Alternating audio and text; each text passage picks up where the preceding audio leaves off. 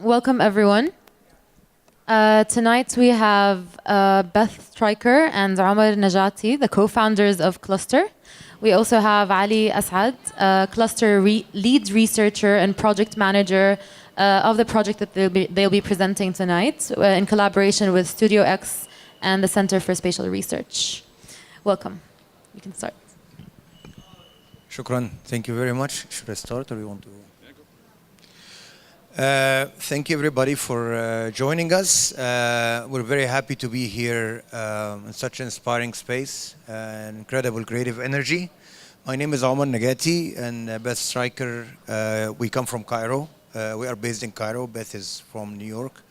And Ali, of course, is based in Amman. And he's going to talk us through the presentation, the second part. So what we would like to talk to you about today in this next half an hour or so is to share with you an experience that started over 6 months ago. Beth and I are part of a group called Cluster, which is an acronym with Cairo Lab for Urban Studies, Training, and Environmental Research, or in Arabic, مبادرة عمران القاهرة. We've been doing work over the past few years trying to look at the city, at Cairo, from a different lens, trying to capture the political and urban changes that's been taking place in Cairo over the past few years. So what we'd like to do is to share with you some of the work that we've been doing. And then last year we thought of why not come to Amman and to try to work with local partners in Amman and to see to what extent the work that we've been doing is relevant to the scene here, to the city, to the art and design scene, and how can we learn through this collaboration. So it's really a dialogue between our team in Cairo and the team we've been working with the last few months. So without more further ado, I would like to start by maybe walking through the next few slides, just a little bit of an intro. So as you see, this slide shows you two spaces, two city spaces. To the right is a space I'm sure most of you know. It's one of the great stairways of Amman in the Balad around here. And to the left is another space in downtown Cairo. We call it a passageway or mamar in Arabic. It's also another interesting space that we mapped, and then we thought of thinking to design an initiative in it. So the point here is to start by mapping, understanding, recognizing, documenting the spaces around us, like this space, for example. And then the second step, we'll try to reimagine alternative activities to happen in this, I don't want to say dead space, but underutilized space that has potentials beyond being just a stairway or just a passageway. So Cairo, for some of you who don't know Cairo, is a bit bigger city than Amman. And the landscape and the architecture and the urban experience is quite different. There are a lot of similarities, but it's not exactly the same. But also, 5-6 years ago, Cairo experienced very turbulent time, a lot of changes taking place on the ground, a lot of political change, a lot of protests, a lot of structures being built or destroyed. How do I move this forward? All right. So over the past 2 years, between 2011 and 2013, Cairo experienced very, very rapid changes. New art emerged, graffiti, new initiative emerged, new performances, but also new practices, such as street vendors. You see the bottom right here, sort of took over, quote unquote, the downtown, turned it into an open market. So what clusters tried to do that back then is try to quickly document these practices while they're still happening, because eventually we thought that many of these things will disappear, which actually happens. Today, if you go to Cairo, you will see none of these images you see. The graffiti has been painted over, street vendor has been relocated, etc., etc. So we did a project called Archiving the City in Flux. Over 2 years, we went very quickly to take photos, videos, interviews, time lapses, etc., And we developed a project to document and map to capture this moment before it goes away. So that was one project. The second project was actually trying to also capture at the same time a lot of initiative emerged. That was the time when everybody was inspired and want to be part of a change. So a lot of art initiative, media initiatives, websites, street art, urban initiatives, etc., etc. So what we did is we tried to say, okay, so how can we make sense of all this emerging landscape and try to think in a bit of an abstract way to organize them into groups and develop a website or a platform so that this directory becomes visually representative, but also allow these hundreds of initiatives that were emerging at that time to talk to each other, to communicate, to share resources, to coordinate their events. So these two platforms, the Cairo Urban Initiative Platform that you see here, and the mapping platform that I showed earlier, were the beginning of a bigger project called Cairo Cluster Mapping Initiative. And the idea behind which is to map the tangible and intangible. And by tangible, I mean the building, the spaces, the structures, and the intangible mean heritage and cultural values in the city that are not necessarily physical. So I'm going to hand over to Beth, and she will tell you more about how we build these platforms and how we're going to move to Amman after that. Thank you. Okay. So as Omar mentioned, we started QUIP. This was in 2012, so there were a lot of new initiatives that had sprung up just in the wake of the revolution. And so we invited around 30 to 40 of the different initiatives across disciplines of art, culture, architecture, urbanism. Mostly we were interested in people who were working in relation to public space. And we were thinking about what kind of tools could we create to help facilitate collaboration among these groups and also to help them to represent themselves, because there really wasn't any way at that time to find out about what was happening. Suddenly there was a lot of activity, but there wasn't a lot of information publicly available. So this is some of the different types of initiatives that we were working with, so across academia, art, culture, advocacy, architecture, urbanism, and so forth. And we started by hosting a series of stakeholder meetings because we wanted to create these tools in collaboration with the initiatives themselves and responding to their needs. So these were 3 of the different workshops that were held in Cairo over the course of that year as we were developing the platforms. And this is the outcome of the directory and the shared calendar that we created. It was originally called QUIP. It was the Cairo Urban Initiatives Platform, and we're now extending that to Amman, and we'll talk a little bit more about that as the Creative Urban Initiatives Platform. So this is available online. You can see the URL at the bottom. And this is a dynamic website, so it's constantly being updated. It's user-generated, so all of the initiatives have their own logins, and they're able to maintain the database of events. It's also one of the most accurate maps in Cairo of where these initiatives are located. It's fully bilingual, so you can see any of the information in Arabic or in English. And it has a shared calendar of events, as well as a directory of the initiatives themselves where they can control, again, the information available about them. And it also includes an archive of the different events that they have been hosting over the years, as well as relationships between initiatives and so forth. So for us, this was also a way of mapping, as Omar said, the intangible heritage in Cairo. You can filter this so you can look at just a map of art and culture initiatives in Cairo. You can also use it to look for different resources, whether it's darkrooms or libraries. And it keeps an archive of the events, which is still publicly available. And again, for us, this creates a bit of a picture of how this city has been changing over time. As an extension of the cluster mapping initiative, mapping tangible heritage in Cairo, and specifically in downtown Cairo, we developed this website, which is the Passageways mapping website. It's part of a larger initiative we've done, mapping Cairo's downtown passageways. And for us, this was part of a vision that we had for downtown, thinking about these passageways as a network of public spaces. And I'll let Omar talk a little bit about the background leading up to the website, and then I'll walk you through the website a bit. So as I said earlier, similar to the stairways, we're going to be talking about a little bit in more detail. So the passageway, or what we call the in-between spaces, was a very important urban typology. So downtown Cairo, which is this triangle basically, was planned in a sort of European way, based on Paris, 19th century, boulevard and circles and radial streets. And this is how it's usually represented on postcards, on websites by the city.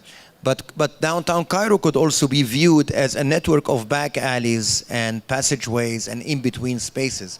So if you look at this example of a space between two buildings, it's not just a physical gap between two structures, but it's also a space of mediation, of transition between public and private spheres, semi-public space, between formal architecture and informal vernacular structure on the ground, like shops and kiosks and street vendors, but also in a space of transition, hence the term passage, a space of transition, of liminality between two conditions from A to B, whether it's an urban condition or a political condition or a cultural condition. So this physical container became very attractive, almost metaphor of what we're going through as a society in that period. So we started to first look at all the examples around downtown. There are 150 of these spaces that all together form a network, and we can think of the city, to reimagine the city from inside out, from the back alley, not from the front street. Because when one of the specific interesting points about the passageway, because they are less conspicuous, less visible to public scrutiny, they almost usually hosts more, let's say, a larger and more diverse group of activities that are not necessarily compatible from a public perspective. So you find the mosque and the coffee shop and the bar and the cabaret in a kind of interesting way of coexistence, something you will never find on the main street. So we got very attracted to this kind of space of inclusiveness and tolerance as a model for the city at large.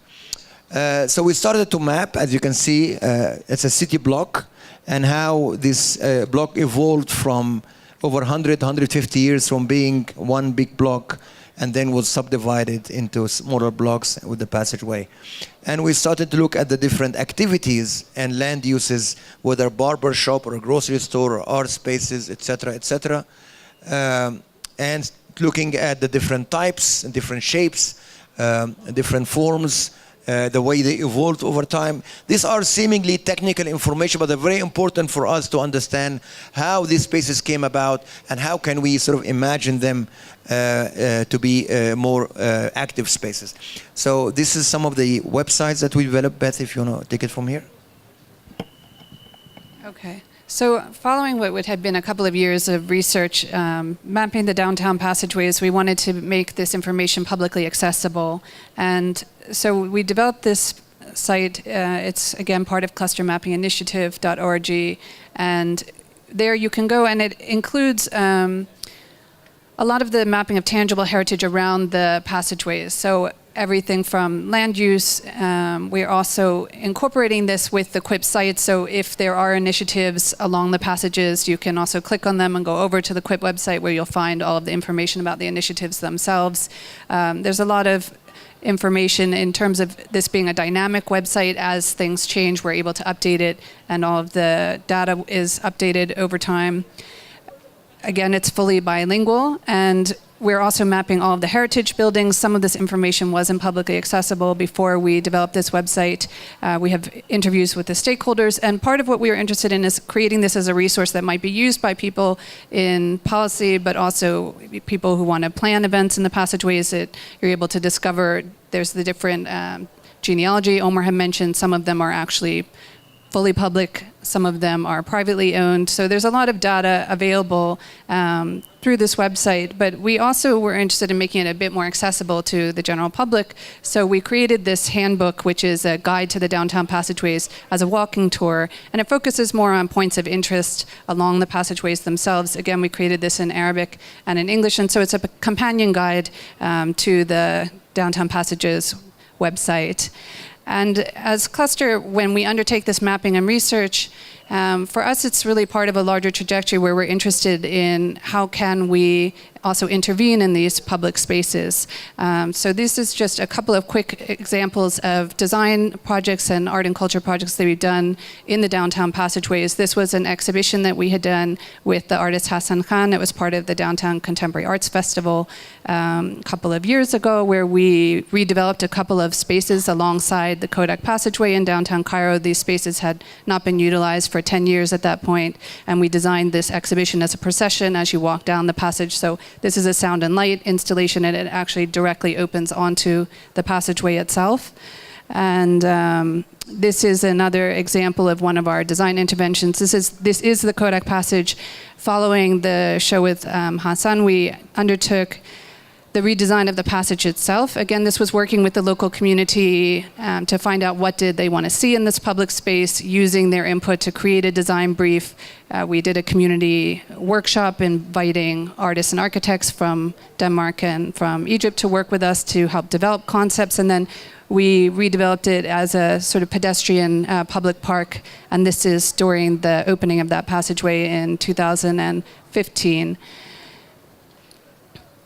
And then this was just an example of some of the platforms that we've developed in Cairo, and we were interested in how could we make some of these tools available and expand them regionally. And coming here to Amman, this was the first effort that we've made to sort of extend some of these tools, but it was also important to us to think about how they might be recreated in the context of Amman and working with local partners to redevelop these tools here. So we took some of the lessons that we learned in Cairo. One of the key ones was that we decided to move away from some of the software that we've been using there. We're working in collaboration with the Center for Spatial Research at Columbia University to create these platforms now as open source platforms. So we're working with OpenStreetMaps, and Ali will talk a little bit more about the process here in Amman, but so that these are also tools that can then be utilized by local researchers even beyond the platforms that we're designing specifically in relation to, let's say, QUIP and here the Tangible Heritage project that Ali will introduce. And so this is just to talk a little bit again about the partners, and there's 4 components to the research and the development we're doing here. So there's QUIP, the Tangible Heritage Research Pilot, which is a regional library project that we started in Cairo again in 2012 to link together local libraries and collections, and a critical Arabic urban lexicon, which is a translation project that, again, Ali will be talking a little bit more about. مرحبا, Ali, كيفكم?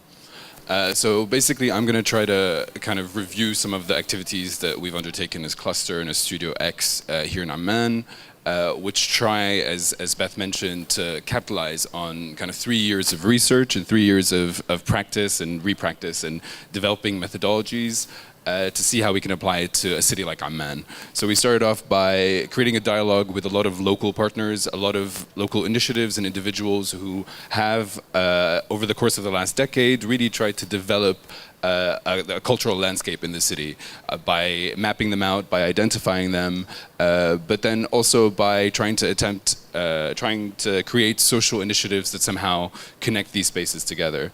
So we started off, as we did in Cairo, with a series of stakeholder meetings. These weren't about identifying kind of key players as much as it was about understanding what the city requires. So we brought in people across a wide representation of industries, from academic institutions, individual researchers, artists, and in some cases kind of larger established institutions like Abdel Hamid Shoman Foundation, Dart Fanoun, etc.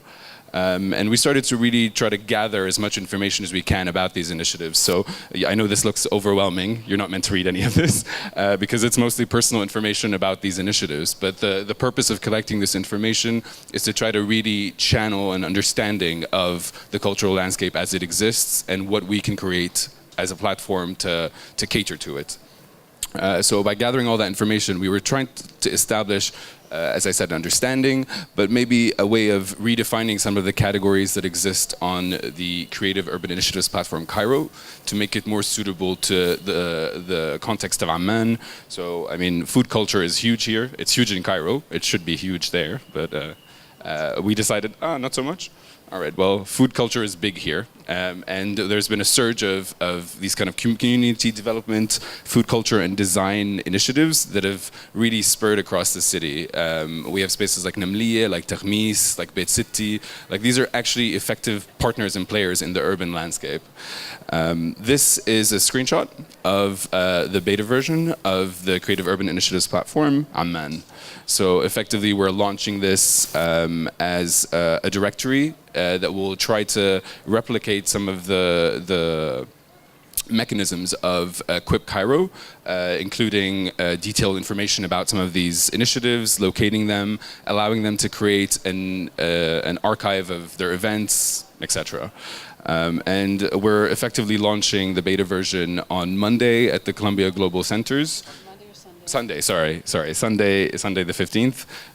If any of you run an initiative and you feel compelled to want to join this, we would love to include you there. It's running from 10 till 7, so please feel free to pass by. And then to kind of build on that, in terms of looking at the built heritage and kind of tangible heritage of the city, which I'm going to try to paint a picture of the city. I'm not going to give you a history lesson on Amman, because I'm sure a lot of you know more about it than I do. But to kind of look at the stairways as a lens with which to view the city, to parallel the work that was done in Cairo with the downtown passageways.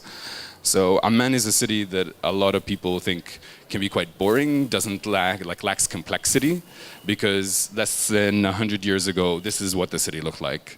On the other side of the city, this is where we are right now, that oasis in the valley, with not much on either mountainside. But really, because it's such a young city, we can try to examine it through the lens of some of the objects and the artifacts that still remain from it. The stairways being kind of the most prominent one.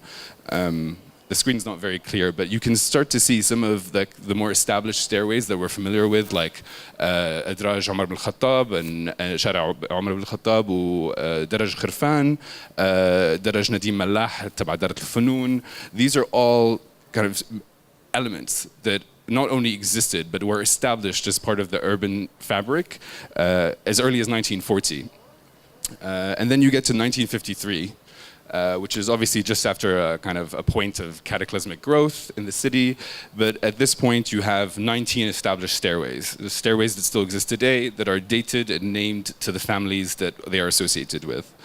As the city grows, by 1978, you've gone through 2 bouts of cataclysmic change. And you see an area like Jabal Ashrafiyeh, which now hosts more than like 40% of the stairways in the city. There are almost 500 stairways in the city that are named and registered under the municipality, and Ashrafiyeh is host to 159 of them. So whether they existed here in their current condition, whether they were still coming out, they became an active part in making Ashrafiyeh habitable, especially because of its incline.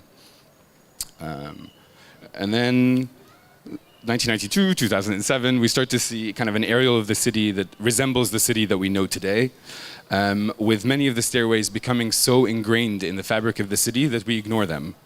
We are a vehicular city. We are a city of people who don't like to walk. We don't have sidewalks that make it easy to walk. So the people who use the staircases are actually people who are clustered around them or happen to kind of live or work on either side of one. But the municipality still builds them.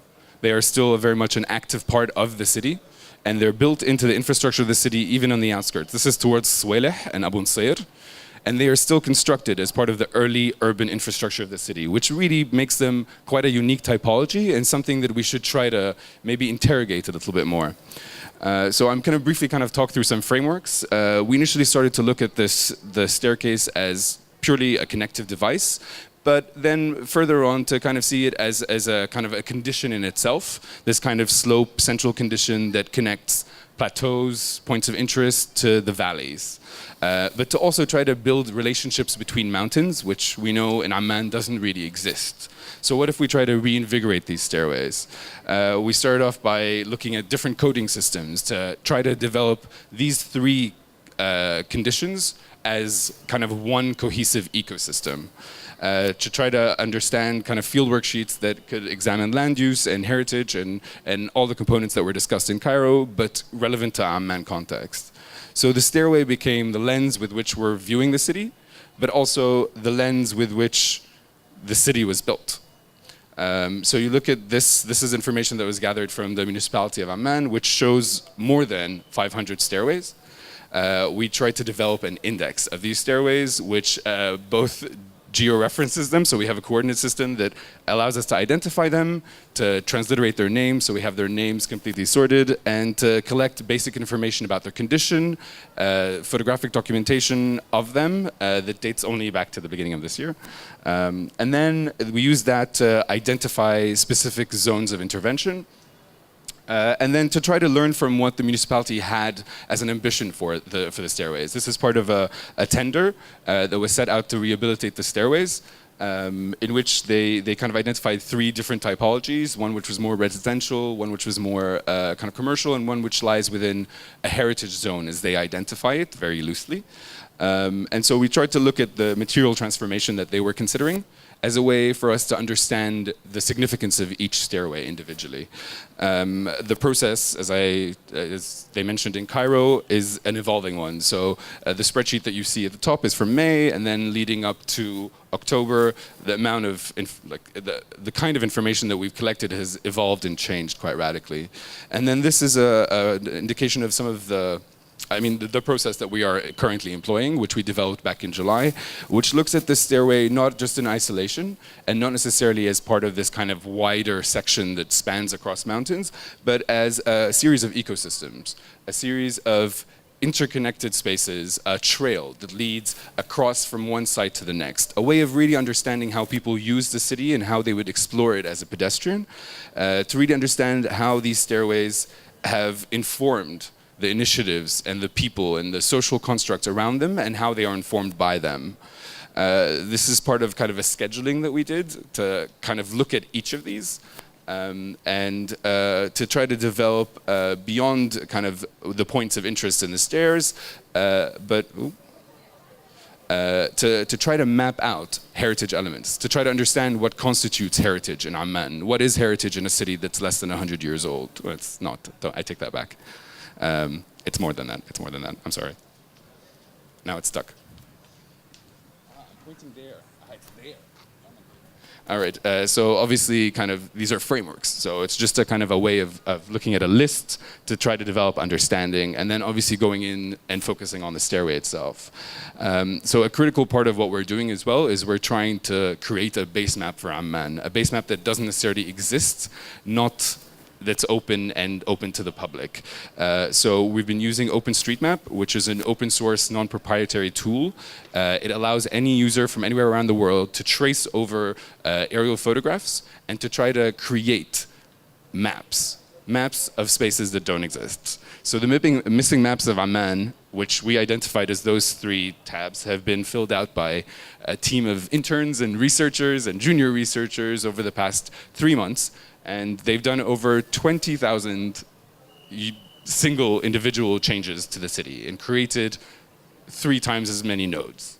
And it's allowed us to really generate a map of Amman. This is something that you can all visit. I didn't put the website, but I should have. If you go to openstreetmap.com, you will literally find this information readily available. And the point of this is that we're not creating a map that's just going to be used on our interface, but it's also a map that can be used by anybody else, that can be built and expanded by anybody else.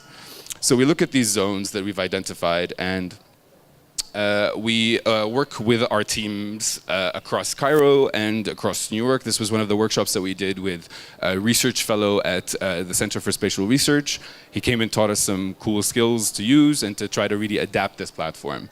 And then this is just kind of a work in progress. So effectively, these are just kind of visualizations that we just put together to kind of show you the kind of work we're looking at. So this is a specific ecosystem with a code. And it's effectively Daraj Khirfan in Jabal Amman, which extends from Shara Umar al-Khattab to Shara Khirfan. So we looked at the general area. We tried to develop an understanding by creating a series of spreadsheets and kind of really defining land uses around it. And then to look at heritage elements. What constitutes heritage? How do we start to define it?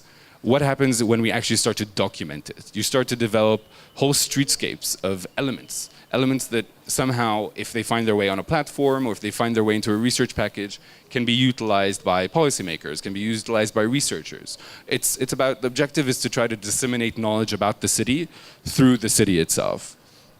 Understanding that maybe it's not about the stairway, it's about the story of the stairway that leads somewhere else. So the focus of Omar bin Daraj Khirfan, which is a beautiful stairway with beautiful buildings, is actually the elevation of Khirfan Street. Khirfan Street is a historical landmark in the city. I mean, this is in 1940, and look at this beautiful elevation of terrace houses. And I don't know if you've been there now, most of them are in their same condition, but with a lot of corrugated metal. And so maybe it's good that we're trying to capture them now, because they might be deteriorating, they might not be there in 5, 10, or 20 years. This is another ecosystem that we're looking at that extends from Sahet Paris, Nwebte, down across Nadim Mallah, Mohammed al-Sadi, and Daraj al-Kalha. And so specifically, I think we're going to show you here Mohammed al-Sadi, which for some reason has become quite an active stairway in the city, with a lot of events being hosted there over the past couple of years. And in this case, looking at not necessarily kind of historic heritage elements, but looking at historic heritage stories. So, I mean, this is one of the earliest photographs we could find of the mountain, and it still looks like it's in a campaign of construction with a lot of actual kind of land mass cutting, and you would assume that these buildings were just being built, but then by tracing back family histories, corroborating these stories through actual records, we were able to identify that, I mean, it extends all the way back to like the 1800s here. And this is information that you would be able to find. We're not discovering anything new, we're just trying to consolidate all these different information sets into something. Yeah, here's some the actual fieldwork. So this is the kind of data that we're collecting about the stairways. So we're mapping them, like surveying them and drafting them out. And we're in the process now of developing an understanding of them, their morphology, investigating their genealogies, looking at their elevations, their heights, their drops, and even the treads. I mean, the material transformation across time. And effectively, this is going to build up into the Creative Urban Initiatives Platform, Amman Tangible Heritage Sites. So this is a visualization, not a beta launch screenshot, of effectively what this is going to look like. I'll just do it really quick. Shall we do it a little bit? Yeah, just quickly. Okay. I think we're going to breeze quickly through some of this, but just to say that one part of the project that we are also extending here in Amman is the pilot project, which is a library catalog, again in Arabic and English. It's available to try and draw together, especially independent initiatives that have smaller collections, to make them publicly available. And so we had started this in Cairo with around 10 initiatives, and here in Amman I think we've added another 8. And we are also working with Center for Spatial Research so that we can develop some visualizations so that when you go to the site you can get a sense of an overview of the different kinds of content, how many books, you know, you can use this to search for particular types of material. And then also will be adding to this pilot platform as a result of the work that we've been doing in Cairo, that we're doing here in Amman, and we will also be doing in Beirut shortly, the outcome of these translation workshops that we've been developing. So who wants to talk about translation? Do you want me to do translation? Up to you. Okay. So I'm going to talk very quickly just because I guess we're being rushed. So this is another one of the projects that the cluster brought to Amman, and it's one that I personally hold very close to my heart. A lot of recent kind of translation work that's been done to try to capture scholarly work and academic work from English, French, and German, we feel is quite lacking. It tends to simplify terminologies and kind of create misunderstandings across cultures. So we started these series of translation workshops, which effectively started in 2016 in Cairo in association with the American Center for Translation Studies. University of Cairo. Center for Translation Center for Translation Studies, there we go. And we have been collaborating here with the Sijal Institute for Language and Culture. And effectively, this is the kind of project that tries to bring in experts from various fields, architects, artists, kind of creative practitioners of any kind, political scientists and economists, but also bring in translation experts, bring in linguists who are able to kind of help us, guide us through the process of translating terms. So just as a framework for how we develop these, and this is a list of some of the terms that we tackled in the last iteration, we set up these index cards as a way of trying to look at how these terms are utilized in academic research today and the existing information, that exists for them in Arabic. And the problem with a lot of these terms is that the word mobility is a word that we all know and use, or could potentially know and use, but we couldn't find a particularly strong translation for it as it is currently being used, as it has now been acquired into and assimilated into academic practice. So we developed these in terms of creating contextual references, etymologies, and everything in جذور بالعربي, and then tried to develop a kind of a manhajiyya, a process of translation that allows people to kind of discuss these and discuss the social ramifications of these terms. So I don't know if you can read this, but it's like with mobility, it becomes less about looking at التنقلية or less about looking at الحركة, بس الحركة الاجتماعية. So suddenly we're actually looking at حق المرأة للتعليم وقدرتها على الخروج من منطقتها والتنقلية الاجتماعية من طبقة إلى تانية. A lot of these translations have brought up social and cultural issues in the city and in our lives.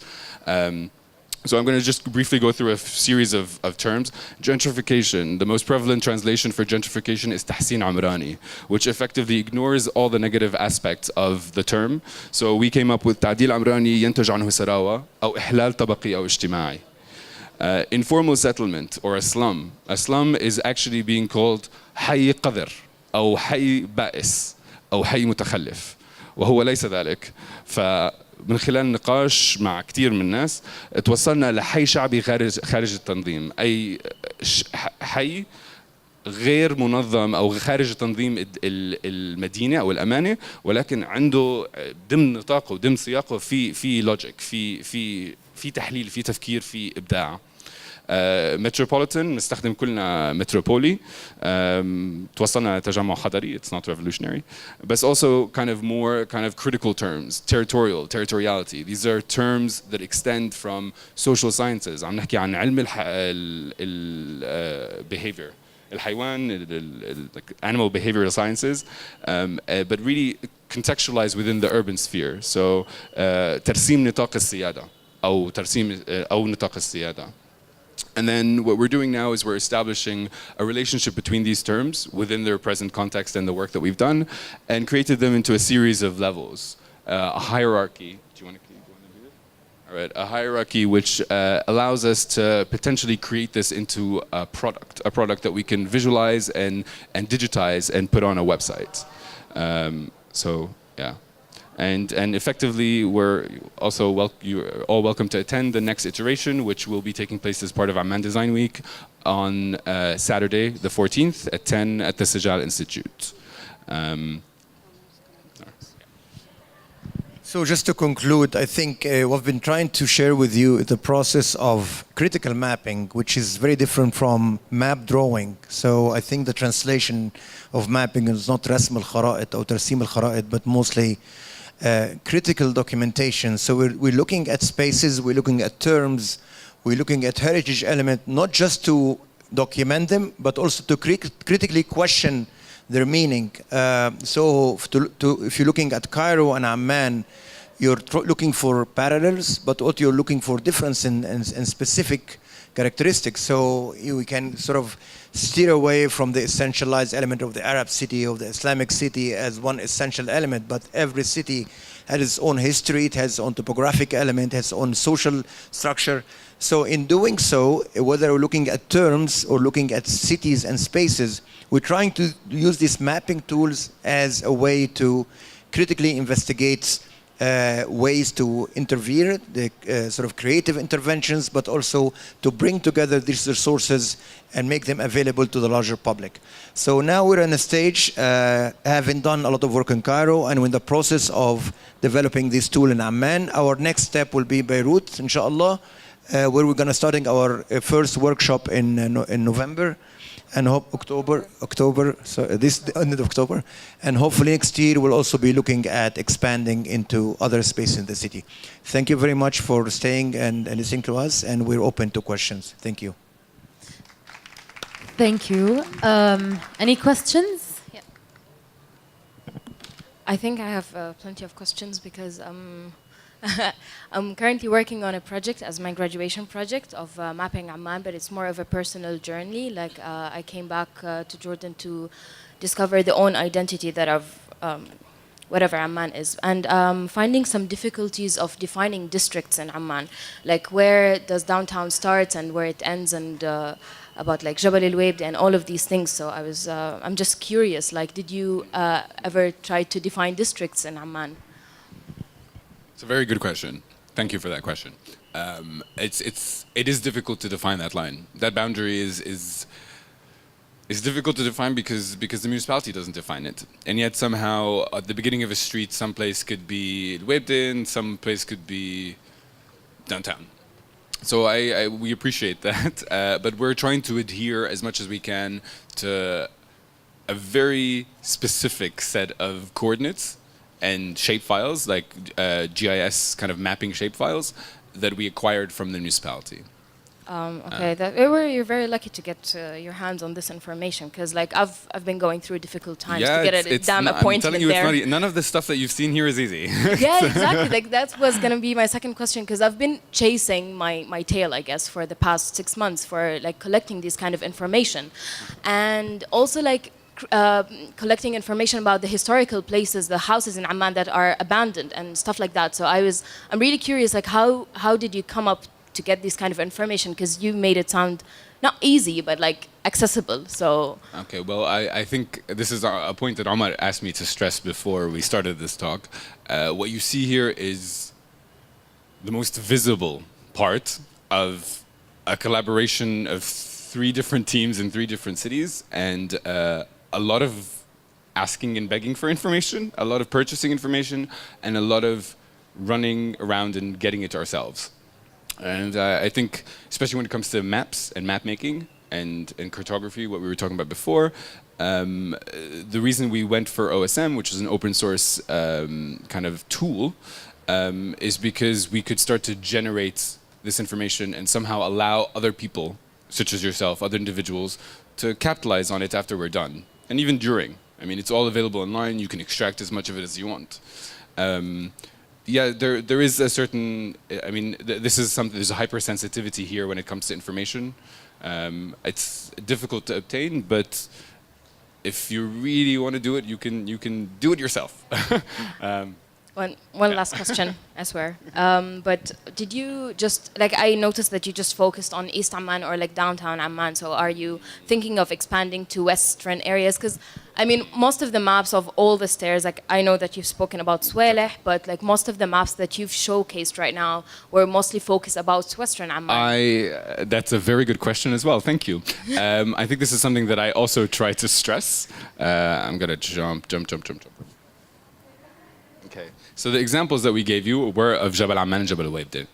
The examples, if our team had finished all their work, would have also included Ashrafiyya and Nadif.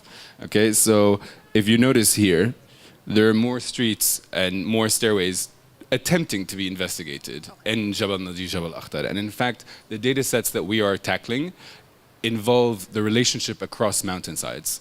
So it really is about almost drawing a section. I mean, I'm gonna stand up, I'm sorry.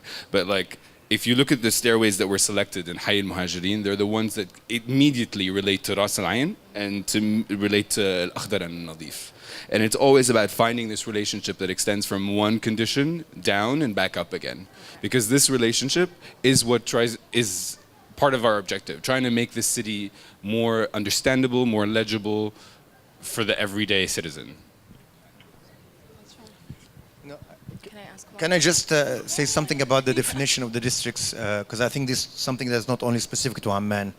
In every city you go, particularly in this part of the world, you'll find multiple readings and multiple definitions. So we have the districts, municipal districts, the official districts, but then you can have district based on school system. Yeah, of that, what the people say, because like the municipality, it's completely different. It's like sometimes we don't even use them in our daily basis. Right. So there's the official designation of district, there's the education system, the electoral districts, sometimes it's different. And then there's a self-definition. Every community defines its boundary. And then what we try to do in the initial exercise is try to trace the history of how the city evolved around each jabal. So there are different ways you can understand how the city is divided historically or geographically or formally. And out of this, it depends on the question you're asking. You should define your own or adopt the system that works for you. So there's not one way to divide the city. I'm sorry, I have like way too many questions. Maybe we can move it over and then I can ask later. Thank you. I have a question about Cairo, similar questions to her questions. Are you planning about doing mapping for other areas in Cairo, like Zamalek, Manial, or something in the west, like 6th of October or something like that? And one more question about data gathering. If you can compare which city was harder in mapping the city, I assume it would be Cairo, but it would be interesting to hear your opinions. Do you want me to tackle this one? Or? Go ahead. Okay, so the first part of the question, yes, we are working on other parts, of, not only part of Cairo, but other cities in Egypt. So we have a big heritage mapping project in Alexandria, the second largest city. We're working now other provincial cities in Port Said, Mansoura, potentially Minya. And Quip is also something that is not limited to downtown, but it actually covers all Cairo. As far as data gathering, again, it depends on the tool. So if you're doing empirical research, if you're walking in the street taking photos, interviews, if you asked me this question 5 years ago, I would say Cairo is the easiest place because everything was possible. Now it's very, very difficult. You need a permit, you could be arrested, etc., etc. So it's not just about where, but when. I think comparing Cairo to Amman would be a bit difficult, but I think it would be interesting at the end of the project to have a little bit of comparison and sort of put things in perspective. Maybe it's premature now to think about results, but it's a very valid question. Thank you. Other questions? Excuse me, why Amman, القاهرة, وبيروت? Why are these three cities? القاهرة بتختلف تماما عن عمان وبيروت فقط. هذا السؤال الأول. السؤال الثاني عن عمان. عمان أخذت كتير وقت دراسة. يعني أكيد لقيت دراسات كتيرة من برا عن مدينة عمان ولا نزال ندرس. لوين يعني بالنهاية إيش البرودكت اللي بده يطلع أو أنت إيش هدفك؟ I'm going to say that Amman, baby. All right. الشغلة الثالثة لما حكيت إنه إحنا مدينة بتعتمد على على السيارة أكثر من المشي. هو في الواقع بوسط مدينة عمان أتوقع الكل قاعد عم بيجهل هاي النقطة إنه لما تم نقل محطة المواصلات من الساحة الهاشمية كانت منطقة وسط عمان منطقة مشاة. كان الدرج يستخدم لكن انتقلت المحطة بطل في مشاة صار في سيارات فهذا أكيد رح يكون تأثيره بطريقة تانية عن الطريقة اللي أنت طرحتها بشغلك. فهي نقطة جدا مهمة. شكرا. Why Amman, Beirut and Cairo? No reason. We started in Cairo because we are in Cairo. If you're living in Tunis, we'll start in Tunis. So it just happened that we live in a city.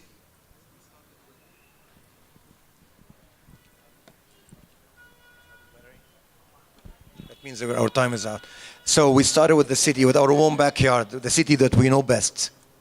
So that's a very commonsensical question. Yeah. Why Amman and why Beirut? Sometimes it's circumstantial. So sometimes we get invited. So I would like to go to Tunis, for example. I would like to go to Khartoum. Every city is unique in its own ways. So there's no significance or priority. But sometimes there are logistical question, institutional question. We got invited by University of Columbia that has a branch here in Amman, so it makes sense. And it happened we have local partners. So we are happy to start any city, and we share, but also learn from other city. But there is no, I think there is no significance of a city over the other. That would be my answer. Yeah. I would add to that the whole idea here is to take one city, in example Cairo, as a pilot, and then we extend it, learn from that example, and extend it. But we're not intending to stop at one city or another. So ideally, as Omar said, as we have the opportunity, we'll continue to expand these platforms regionally. Go ahead.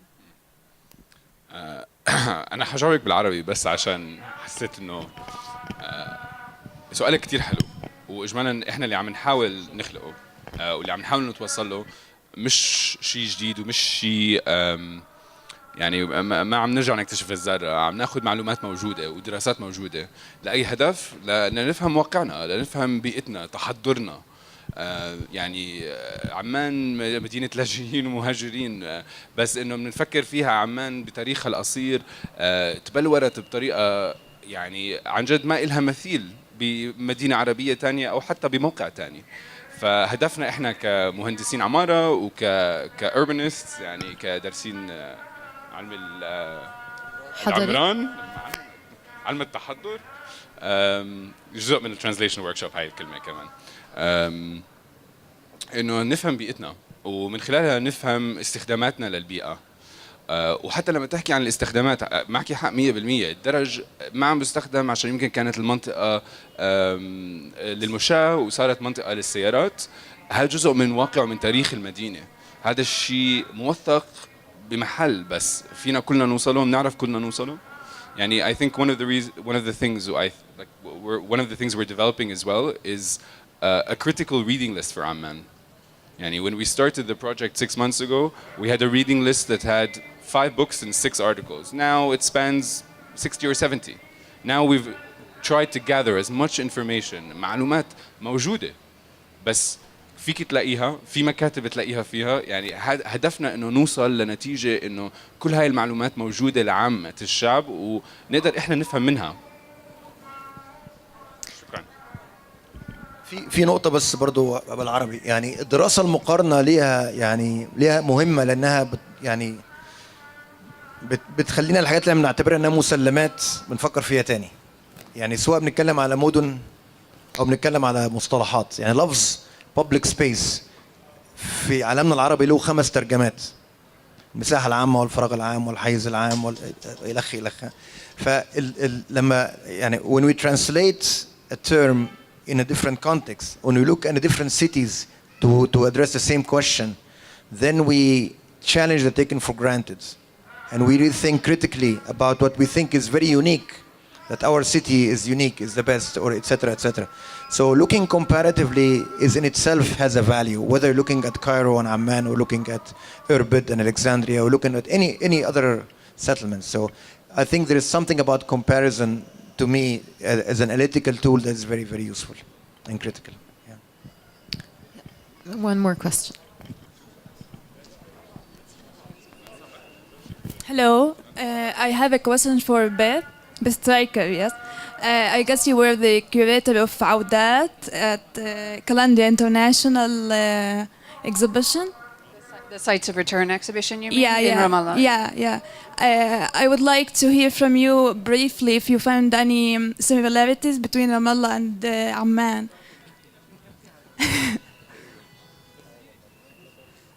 You know, it's funny. It would be very hard for me to actually answer that question because, to be honest, working in Ramallah, I was working in a very different mode.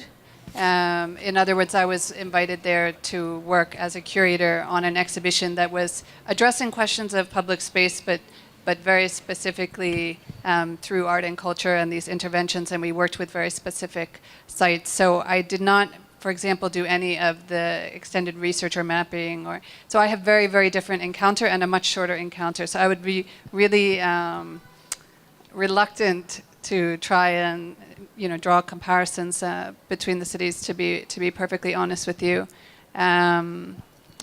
so I might just have to disappoint you on that question. I'm sorry about that.